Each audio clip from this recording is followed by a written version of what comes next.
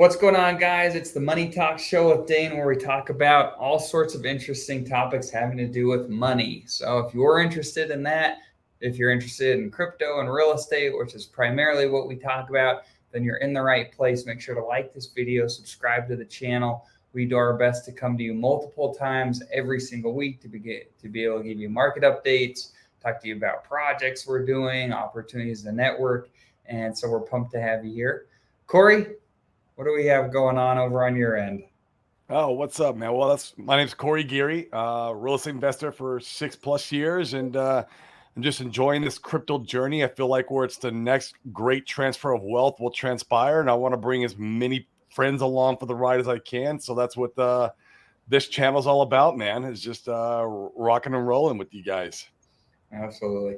And let's start with community. I know that in fact you and I talked about it over the weekend, but it's interesting to be able to try to find who's a truth teller, whether it be crypto or whether it be real estate. A lot of people say one thing and do another. And so I think that highlights the importance of having a strong community with people that you feel like like, and trust. And so, with that being said, we have our community that we're building. We're nearing 50 members strong at this point. It's going extremely well. Where the hope and intention is that we're a bridge between crypto and real estate or other entrepreneurs who want to be a part of this next wave to be able to create some unique opportunities for themselves. So, as you guys are watching these streams, if we can be helpful in any way, if you see value in what we're providing, then please comment on the video, send us a DM. We'd love to get in closer contact with you. Let's talk about where we are market condition. Corey shared an interesting chart in our private group over the weekend, and I thought that would be a good thing to cover today. Yeah, let's talk about that for a second, because I mean, if you go on crypto Twitter, or even on Instagram right now, everyone thinks we already bottomed and that the bottom was in, a week ago. And this pump right here is, the next move up in the typical cycle, which maybe in a normal cycle, the 4-year cycle, that could maybe be true, or this was just sideways actions up to the right, which is what would be anticipated during this time period. But if you ask me, with the Fed still raising rates, still tightening, I feel like all of 2023, at least for the first half, we'll see more downward pressure. And then, it might start to even out if the Fed starts to make a pivot, or if they break something. Obviously, they can break something in the economy, and then it would force them to turn the money printers back on. And actually, that's usually what happens. If you look historically, back when the crypto hasn't been around, but the S&P 500 and stock markets have, and you can kind of see what's happened, like back in 2008, the big moment of when they kind of figured out they've gone a little bit too far was when Lehman Brothers happened. And I feel like we have another event like that, and I could be wrong, right? This is all speculation. This is not financial advice. I could be totally wrong. They could turn the printers on tomorrow, and what do I know, right? Sure. I don't know, but that's what I think. So, like, they don't care about a FTX. In the Fed does it. Like, if FTX thing happens, this guy loses $20 billion, they're not going to turn the money printers back on that. But for like a Lehman Brothers type of event, like if you had something like, I don't know, like Apple, even like something huge. Apple controls the whole stock market. Like they're the big daddy. They're almost like the Bitcoin to stocks. And so like if Apple or something bad were to happen and that were to crash, that could be where they would turn the money printers back on. Silvergate Bank is another one. It's a huge legacy finance bank. It's actually tied to crypto too. And if that were to go under, maybe they would turn the money printers back on. I don't know. But to get my point, I don't think we've seen enough pain yet. And this chart that I had found actually kind of, I think, is pretty spot on as far as we're at in the market cycle. And what I'll do is I'll kind of just go ahead and present my screen here, and we'll talk about this. Yeah, let's take a look at it. Let me know. Let's see. Choose entire screen. Yes. Wait. There we go. Let me know if you guys can see it. Okay. Got it. And we'll start here with this one. I'll just kind of like, can you see it all right? Yep, we're good. So this is a Wall Street psychology of market cycles. This has been around for ages for the stock markets. And you can see the different phases of, I guess, people's emotions as they go through market cycles, which is really cool because I've definitely felt some of these emotions before, which, Yeah. which I'm sure you have too, Dane. I mean, except for when you buy the top in the euphoria and then you start going down. Oh, this place is down, but that's what we did in the last cycle. But you can see here, I feel like where we're pointing at right there, I think we've passed some capitulation and we're in the angry phase. And if you go to crypto Twitter, you can kind of see the sentiment. Everyone's angry with everyone. Everyone's fighting with everyone. It's crazy what the sentiment is all through the crypto space, not even just in the Hex community.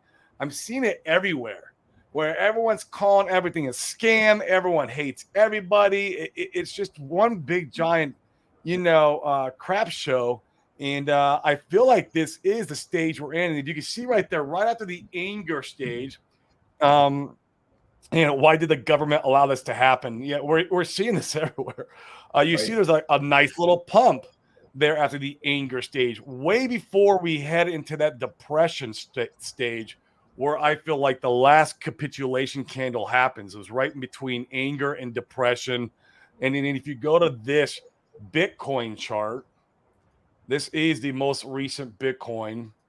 And what we just saw in the pump, it took us to the 20,500 down from we hit around 15,800, and then we ran sideways for a little while, and then we pumped up. If you notice, it looks almost identical to the emotion chart that we're going through. And I really believe this is kind of where we're at. And I wouldn't be surprised if all of 23 was this.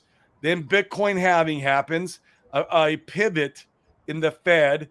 Also, we have the presidential elections in 2024. We don't see a lot of people talking about this. This is massive in 24. Actually, a guy named by the B Roots on crypto Twitter. I love B Roots. He's kind of an influencer in the Twitter space. But he talks about the presidential election, how that's going to be massively bullish for markets. And I believe, this will probably be around this time. The Fed will want to pivot. There will be some influence from the presidential election, although they said they're not tied together. I call that BS. Whether they give economic and they're going to try to act like they're saving the day right before the presidential elections. And in my honest opinion, and not to get political on the show, I think if Republicans do get voted back in office, that's massively bullish for markets. We're going to see a shift and that's right along with the Bitcoin halving. So for me, instead of in that sideways action for a year that we normally get in crypto, I just think that, we're just get like right here, where the finger's pointing, we're just going to get a lot of downward sideways action is what we're going to see, in my opinion. And then, I don't know. And then we see some depression. We get that capitulation candle. Money printers get turned back on. The presidential election happens. Bitcoin halving happens. And then we're back to the normal cycle. And instead of maybe the market top being in 2025, this is all speculation. Instead of November 25 being the market top, maybe we see the market top somewhere in Q1 of 26. I don't know. It could be a delayed just a little bit. Who knows? Or maybe not. This is all speculation again. Because as you can see, once you hit that disbelief, let me go back to once you hit the disbelief here, then it's right back to the bull run again. As you can see and this is for stocks, this is for everything. I mean, this came from, the years and years of market cycles in the stock market world. And I think it applies right to crypto too. So Just an interesting chart that I saw this, man. And I was like, wow, I think they're right on. They hit the nail on the head with it. What are your thoughts? Well, let's pull up some of these. We have Frank on the show. Frank said, "That's correct, anger. That's where we are." That's interesting. The rest of you that are watching right now, oh my God, where you think where we're at? Everyone's calling everybody a scam. I mean, I've never seen so much. I mean, just in the Hexagon community, there's so much influx of fighting going on, and I don't remember that when we got into Hex at 30 cents, or I think you got into Hex when it was at 40. There was no fighting amongst the community then. It wasn't like this. It was kumbaya. Everyone loved everybody. Right. Now pull up the chart again. There was one point that I wanted to point out. While you're doing that, we've got Hex Fanatic. Appreciate you jumping on, man. Welcome. We'd love to know what where you think we're at in the market. And once again, like Corey said, it's not financial advice. We're a couple of guys on the internet trying to speculate about where we're at. Yeah. The interesting thing that I think is there's quite a few people calling for this this disbelief phase at the end of the chart there, where you see a lot of this behavior too, where people are like, oh, this is a suckers rally, this isn't like, this isn't the real deal, and it's called the disbelief phase because people don't believe that it's time for the market to take off either. And you see a lot of that behavior. Now, the reason that I don't think that, we're there yet is for a lot of the reasons you've already said. Also, if you saw the tweet, I was trying to find it. I can't find it here real quick, but Richard was, I think he shared a chart where he was saying that, essentially it's not the pivot of the government going back to printing money that makes the markets go up again, and that actually signals a time for the market bottom to fall further, and it recovers months after that. And so theoretically, if say, kind of like you're indicating, if say the Fed comes back and money printers come back on Q1, Q2, maybe in Q3 of this year, I mean, we very well might have 6 months of more downward pressure after that for the market to find a bottom before we really take off again. And what would be unique about that is if that were to occur, I mean, you see more upside in previous market cycles. You see more upside occurring and not taking as long potentially as we may see here to find a bottom. But with all the money printing, that may have elongated things out. And so it'll be interesting to see. Now, with that being said, we've talked about this on previous shows. There's been guys on crypto Twitter that have worn it like a badge of honor, which I don't know why you would wear this as a badge of honor, but they've talked about how they've been buying the whole way down from the top with euphoria and then complacency down to where we are now. I have not been that, nor have you. And that's the reason we've been able to dollar cost average in more recently and get much better buy pricing on our Hex and our different projects that we bought into. I really like this general region as a dollar cost average place to be able to be buying positions, because God forbid if we were wrong, and maybe we are at disbelief, which I don't think that's very likely, but let's say that we are. Dollar cost averaging this whole zone in here is a very, or I don't ever want to say anything in crypto is safe, but I think that's a pretty reasonable strategy to be buying. It is, because we're a lot closer to the bottom than we are from that top. Yes, way closer. So it's a lot better to start now. And Jen Hex says he found Hex for about 30 cents. That's when I found Hex. I think my first buy was at 33 cents, and maybe that was in the complacency zone or somewhere in that area. But in this anxiety and denial, I didn't really dollar cost average in until I got down in here in this area. And that's how I was able to bring my cost basis down to about 3.5 cents. I just did another dollar cost average over the last month.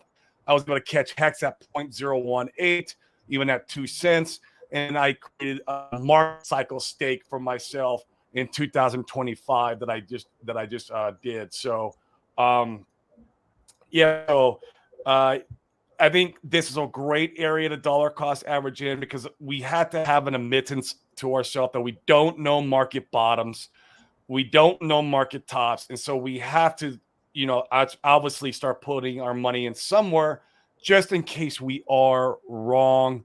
And who knows? We could be wrong. We're just two dudes on YouTube who are just trying to speculate and play the markets. So, right. I like Hex Fanatic. He's thinking that he's a fellow Utah. What's up, man? I'm in Utah. Corey is in Arizona. Glad to have you on the show.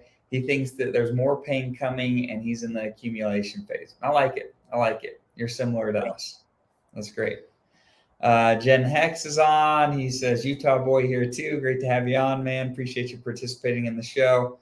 And then, like Corey already said, Jen Hex says that he agrees. He's DCAing as much as possible. Found Hex at 30 cents. Cool. I like that.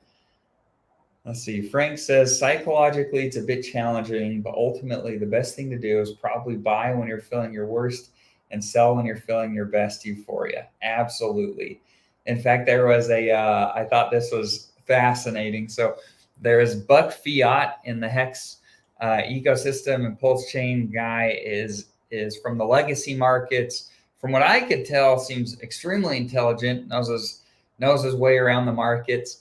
He shared a story on one of the Twitter spaces the other night, how apparently, and I'll have to go find the video, I haven't seen it, but apparently a little over a year ago, there was this video of these Hex guys like dancing on the graves of these other cryptocurrencies. Of Eric Have you Walls, seen it? Yeah, Eric Walls. Describe the video a little bit. I haven't seen it. Yeah, and that was like Buck. Yeah, he had said he knew that we were at the top. He said he literally went and he saw that and he's like, oh, I literally went and took profits. Yeah. Yeah, I think it was Motley says the next time we'll know we're at the top is when you're taking screenshots of like your staker app, or taking screenshots of your stake and then sending them to all your buddies and like posting them on Twitter. You're at the top. Right. It's the euphoria stage. Yeah. When the flexing is strong, you know that we are Lamborghinis and watches. Is when you're acting like Richard. when you're acting like that, Richard can act like that all the time because he's always got the money. But when you're in that stage, you're at the top. Yeah, that's it. Right. Exactly. So we are, I can speak for Corey and I. We're both very similar in this respect. We are currently dollar cost averaging into the assets that we know, like, and trust. Pretty well everything that we're into right now is all things that we feel like will have good traction on Pulse Chain, so we can get a copy of all that type of stuff, and that should be a lot of fun. Not only that, but gosh, the opportunities to be able to get into assets that if or when maybe is the correct way to put it, these assets take off again. Gosh, there is no bigger opportunity in the history of the world to really be able to make some waves. And this is one of the most exciting times that I've ever been an investor, which has me just like really pumped about where we're at right now. We caught the real estate wave, which was a massive blessing, and we did well from that. And the cool thing with how the markets work is real estate is a lagging indicator, and crypto is a leading indicator of the markets. And so, crypto feels the pain first, it also pumps first, and real estate feels the pain last, it also pumps last. And now that we're seeing a lot of the market capitulating, well, what comes back first? It should be crypto. From all indicators and things, it should be crypto. So that'll be the first thing to come back. So getting into your positions that like, and trust, packing your bags and being ready for that is going to be like nothing else. So be wise in how you're building your positions. Make sure that you're, being careful and smart out there for you. We always, don't bet anything you can't afford to lose, all that type of stuff. Yeah, and maybe we reemphasize 2024. I believe we're going to see a super cycle in crypto. It's going to be absolutely explosive just because we'll be coming out of the economic recession. We'll be having the presidential election. We got the Bitcoin halving. And then, of course, every cycle you have more adoption. There's just so many indicators pointing towards a super cycle if we can just be disciplined right now and patient and control our emotions. That is the most critical thing right now, because all 2023, I believe, and I could be wrong, we'll see the bear harmonics. And so that's to Jen Hex's question here. Do you think Hex will drop back below 2 cents? In my honest opinion, I believe it will, but then again, it might not. I don't know. I don't have a crystal ball, but if it follows Bitcoin and follows the market cycles whatsoever, it should. Now that being said, we are going to have a little bit of our own market cycle inside the crypto space. Like, for example, when RH announces V3 testnet for Pulse Chain, we will see a mini bull run in Hex. I believe it's going to happen. So, like, that obviously can offset some, other market stuff that's happening, right? If Bitcoin went down to 11K and he launched V3, I don't think we'd see Hex drop below 2 cents at that point. So it depends on what's happening in our own ecosystem too. So, obviously the launch of Pulse Chain, if it does launch, I think it will launch this year. I think it's probably going to launch somewhere in the Q2 if you'd have to ask me. But when Pulse Chain does launch, obviously that's going to be another very bullish scenario for Hex and everything in the ecosystem, like the Maximus tokens and Hedron and Icosa and even Pulse Bitcoin. I think all the ecosystem will pump with Pulse Chain being launched. So those are the things that we don't have a crystal ball for. We don't know when it's going to happen. So I feel like if, V3 keeps getting pushed off, we will see Hex go back below 2 cents. If V3 comes out next week, maybe we don't. I don't know. Right. And once again, nothing here is financial advice, just us speculating. So you've got to make sure that you do your own due diligence. I know everybody says that, but you've got to do your own due diligence, figure out what's best for you, because what might be best for me and Corey could not be best for you. So you've got to make your own decisions. If you need help trying to figure out how to strategize and whatnot, feel free to comment on this video. We're happy to, we're happy to respond to the comments, or if you'd like to jump on more of an in-depth one-on-one, let us know as well. Also, for any of you guys that are local here in Utah, it's great to see some of you guys. I have an in-person meetup that I'm putting together that we do every single month.